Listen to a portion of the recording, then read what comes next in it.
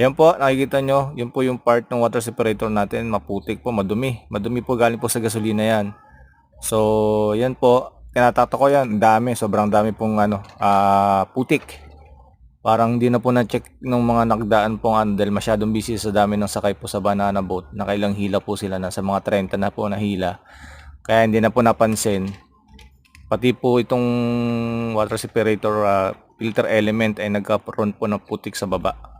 Kaya yan, makikita nyo po yan, para may mga lupa-lupa na bumabagsak. So yan, tinatakto ko yung dire-diretso. Talagang sobrang dumi na po. Kaya recommend ko po sa inyo kung halimbawa pong gagamitin nyo, araw-araw na gagamitin nyo, paki-check po, sa dali lang naman po i-check yung water separator natin, patagasin natin, i-check natin kung madumi. Pwede natin yung pwede nating anuhin po na linisin bago kayo mag-proceed po sa pagpapaandar ng makina, para hindi na po ito makarating sa fuel filter sa loob. Yun po. Thank you.